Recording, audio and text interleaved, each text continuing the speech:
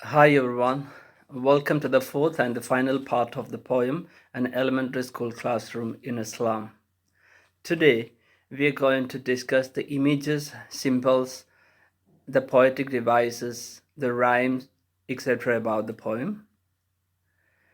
And I hope you have got a very clear idea about the content, the theme, the references, the implications, etc.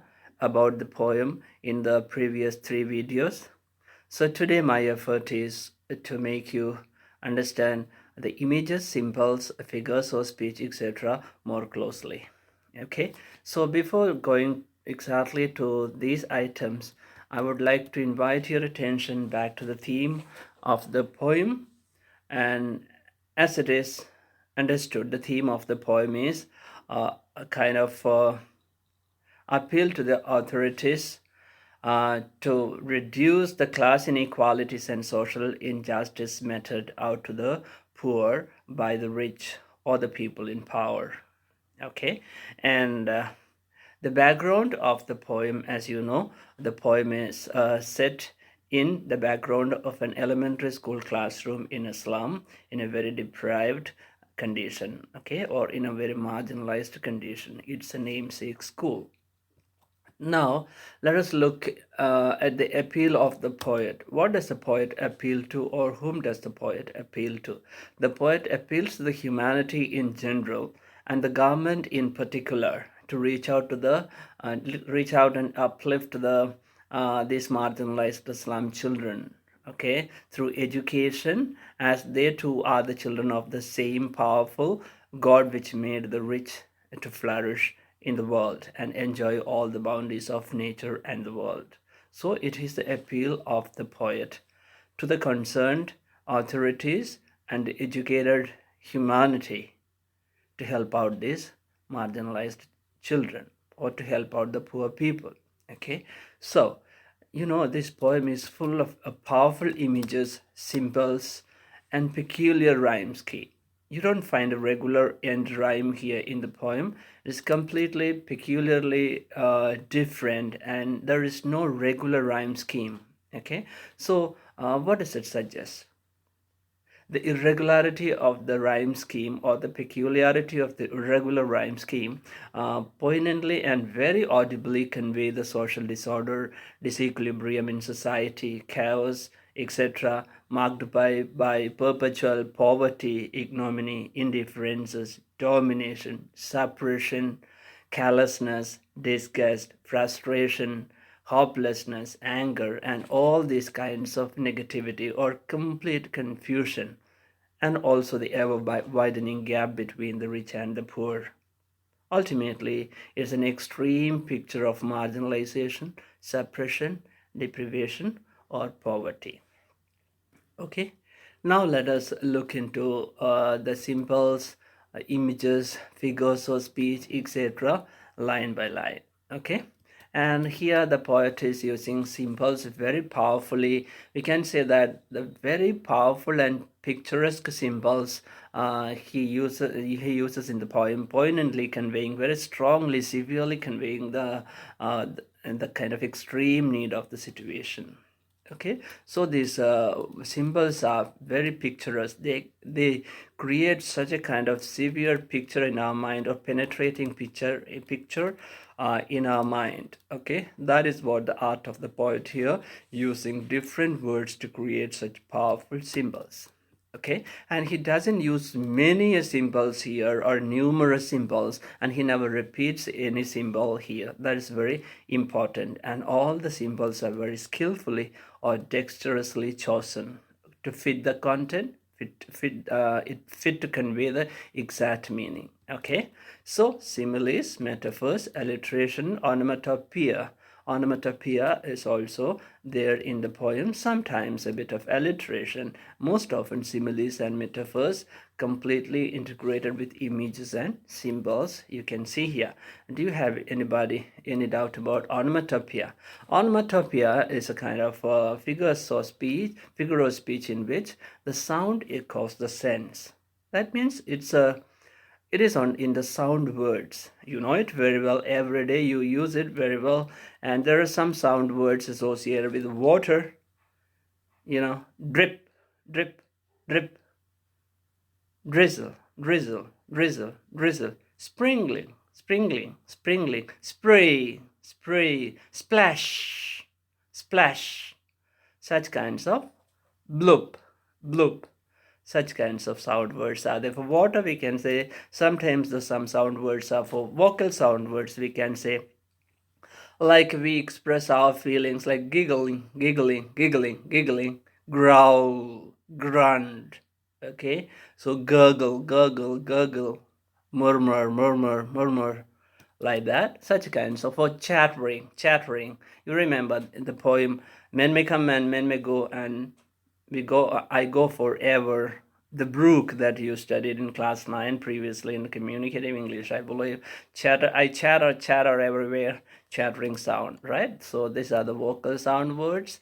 So we have sometimes the sound words colliding things together. Bang, big bang, clang, clang sound, clink, click, click, thud, slap.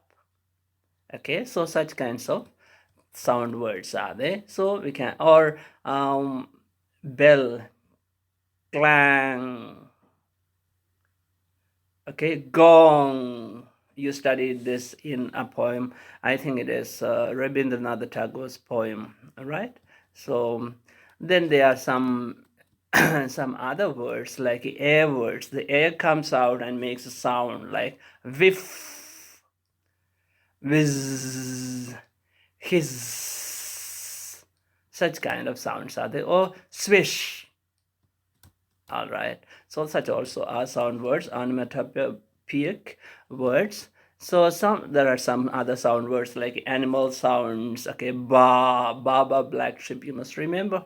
Okay, so such kinds of bray kind of thing, purring of the cat, quack, quack, quack, quack, kind of thing, tweet, tweet, tweet, kind of thing, sound words about animals, etc.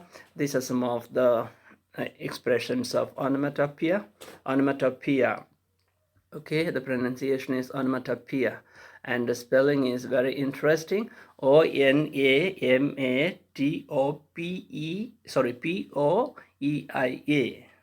I repeat,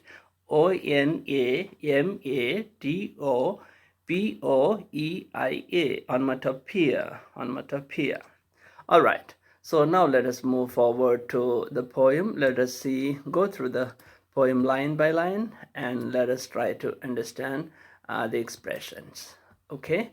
So all of you take the textbook and go to the lines. Let us start from the beginning.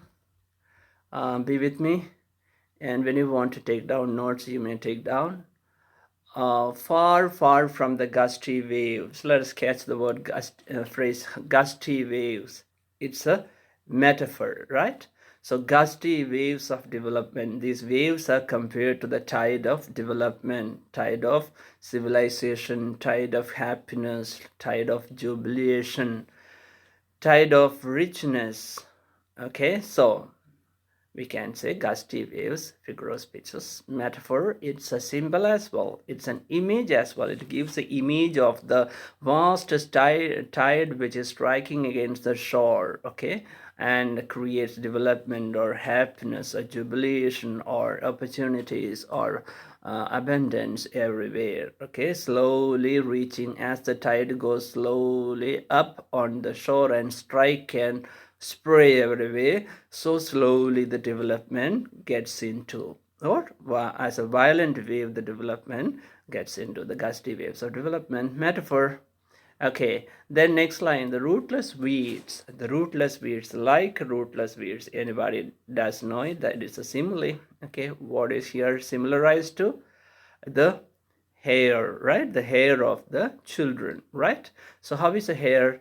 The very coarse hair, rough hair, the unkempt, untidy, coarse hair is compared to rootless weeds, meaning malnourished, poverty-stricken, undernourished. All right. So then next expression, the paper seeming boy. Paper seeming boy. The boy is compared to the physicality of the boy is compared to a paper. So the thinness of the paper. So it is a metaphor and is an image as well, right? These all will stand for poverty, spectacles of poverty. Okay. Then we can go to father's gnarled disease. Okay, gnawing of the tree. Father's gnarled disease. Here we can say a far-fetched or implied metaphor. Here the the deformity of the child is compared to the father's gnarled disease. It's a far-fetched one, not really a direct one. Okay, then let's go to the next expression, squirrel's game. Okay, squirrel's game. Who is compared doing the squirrel's game here? The child in his imagination. So the child is compared to a squirrel, okay, in an implied manner. So metaphor, a tree room. What is a metaphor here? The tree room. What is a tree room compared to, or what is compared to the tree room? The tree room other than this. Okay, this is also a tree room. That's also a tree room. In that sense, we can take tree room as a metaphor. The dark, dingy, cramped halls, a classroom is just like the tree room or the dwelling place of a squirrel in the halls of the tree. Okay, so it can be a metaphor. Sour cream walls, a powerful image of damage and discard, we can say. Okay, and cloudless at dawn, civilized dome. These are all images. We can say writing also it is Belle de Flower, Tyrole's Valley, open-handed map. Open-handed map here is a powerful symbol. What does it stand for? Open-handed map stands for the limitless world of opportunities, right? Limitless world of opportunities. So it is a symbol. Okay, it's a symbol. So avoiding the world, its world, and yet for these children, these windows, not the map, their world, where all their future is painted with a fog, a powerful image, powerful metaphor, right? The blunt, the unbright, the dull future of the children is compared to a a painting or a foggy future, right? The future is painted with a fog. All right. So their future is compared to a painting with a fog, means unseeable or unnoticeable, blunt, right? So let's go ahead. A narrow street sealed with a lead sky. Narrow street sealed with a lead sky is a powerful image, visual image, right? Lead sky stands for their dull sky, stands for their future, right? So their future is the sky of their future is a lead sky, implied metaphor. Okay, so surely far, far from the rivers, capes, and stars of words. Stars of words can again be an implied metaphor in the sense that the words are compared to shining stars. That is, education brings the shine, the light of energy whatsoever. In that sense, it can be an implied metaphor. Stars of words. Words are or education is compared to, words stand for education. Education is compared to stars, and when we achieve education, we will shine like stars. Okay. So Shakespeare's head is wicked, map a bad example, with the ships and sun and the love tempting them to steal. The ship and sun, they are all powerful images of the bounty of nature, images. All right. So slyly turn the cramped halls. What is a figure of speech in the cramped halls? Cramped halls. What are compared to the cramped halls? The very dilapidated, poor uh, dwelling place of the slum children in squalor and dirt are compared to the cramped halls without space. Okay, very unhygienic, very small, dingy, hall-like dwelling place. So it is a metaphor. Okay, from the fog to the endless night. So this is a powerful image of unending blunt future. Okay, hopelessness. On their slag heap, these children wear skins peeped through by bonds. Slag heap, their slag heap. What is the figure of speech in the slag heap? I'm sorry. Slag heap.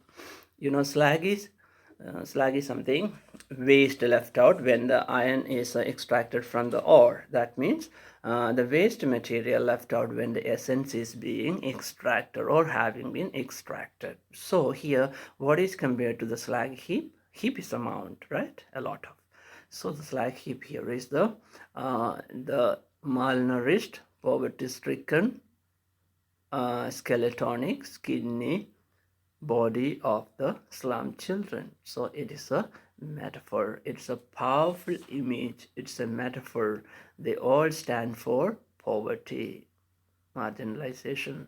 So these children wear skins peeped through by the bones. These are all powerful images. What image of poverty do you see in the poem An Elementary School Classroom in a Slum? Once it was asked in CBSE question, I believe. I guess it was asked, how does the poet describe the condition of poverty of the slum children? Okay, so the images.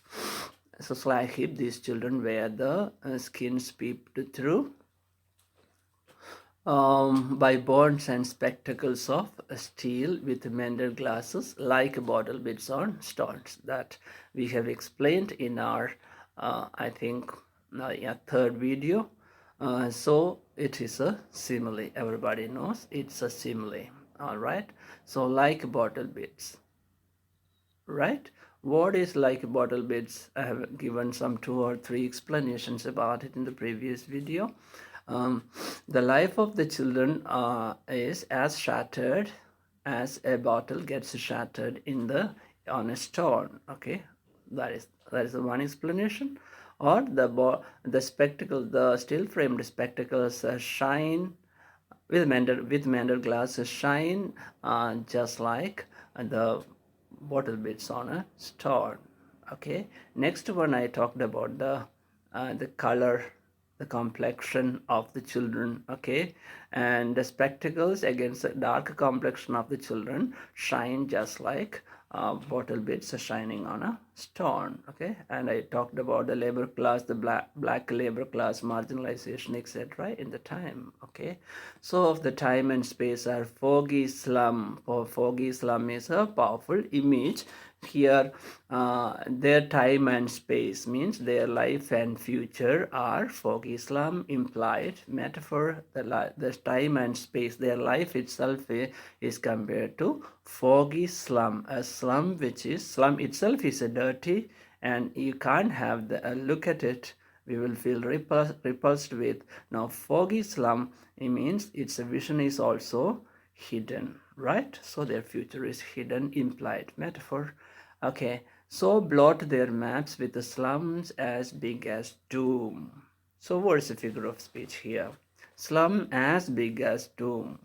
Definitely the word as is here, so it must be a simile. Okay, the slum is compared to doom. Doom means destruction or death. Okay, the slum in such a deprivation, such a squalor, such a dirt, such a repulsive state of affairs is not less than death itself. So the slum is similarized to doom, destruction, or death itself. So it is a simile. All right, I think you have got the idea. So here also we can say powerful images are seen through these words. Now, unless governor, inspector, visitor, this map becomes their window, and these windows that shut upon their lives like catacombs, like catacombs. So, you know it, like the word is used, so it's a simile, okay? It's a simile. So, what is a simile?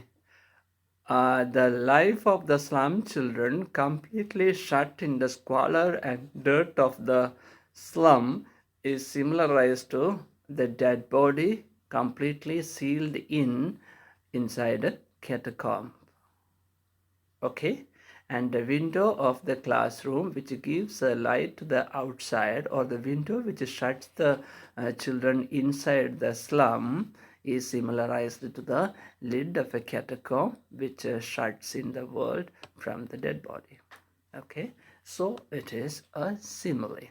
Once again, uh, window, and these windows that shut upon their lives like catacombs. Okay, catacombs are subterranean cemetery. Okay, so dead bodies are kept in the subterranean underground cemetery, and it's the lid of the catacombs shut the dead body from any kind of exposure to the outside world. Just like that, this slum or the classroom window shuts the view of the outside world from the slum children, or slum children are completely shut in there from the gusty waves of development and the bounty of nature outside. Okay, so it is a simile. Break, oh break, till they break the town. These are all powerful images of movement, okay, action. And show the children to green fields and make their world run azure on gold sand. So these are all powerful movement images of children running around everywhere in the boundary of nature and experiencing the joy, achieving knowledge and experience, etc. Green fields and make their world run azure. Run on the azure, I refer to the blue color. It stands for the sea. Okay, let the children enjoy the sea, enjoy the gold sands, enjoy the forest, enjoy the greenery, enjoy the nature in all its areas in glory. Okay, gold sands, and let their tongue run naked into books. See the action. What is the figure of speech there? Let their tongue run azure. Let the tongue of the children run crazily. Okay, run naked into books, voraciously read, the action of reading. Okay, so what is the figure of speech there? Let their tongues run naked into books. That means reading and educating is compared to the action of voraciously eating something, greedily eating something. The children are very greedy and thirsty for knowledge. So their crazy thirst for knowledge, greed for knowledge, hunger for knowledge is compared to the hunger for food. Okay, so this is a kind of metaphor. Okay, white and green leaves, the images are that of white. The book is compared to the tree. Okay, the pages of the books are compared to the leaves of the tree. Okay, so let the children learn from books and also from the nature, right? This is a beautiful movement, image of movement. Open history, theirs whose language is the sun. So sun is a metaphor here. Sun stands for energy, sun stands for knowledge, sun stands for education. Okay, so then I talked about onomatopoeia. So break or break, break or break, break. The word break gives the sound effect of demolish. Demolish this, the wall of discrimination, demolish the wall of dominance, demolish the wall of inequalities, demolish the wall of injustice meted out to the slum children, demolish the wall which breaks or keeps the children away from the bounty of knowledge and the bounty of nature, the limitless world of opportunities. So it is, we can say, that it is an onomatopoeic expressions, break or break. Here, break, the word echoes the sense of breaking down the wall of discrimination. Okay, the wall of uh, inequalities, the wall of injustice, and uplifting the children, opening up the gate of knowledge, or breaking the wall and opening up the world of opportunities to them. So it is an onomatopoeic expression. Okay, so I think you could get a clear idea about the images, the symbols, the poetic devices, etc. used here. And let me invite your attention to two lines These lines come back to a narrow street sealed in with lead sky, far, far from the rivers, capes, and stars of words. All right.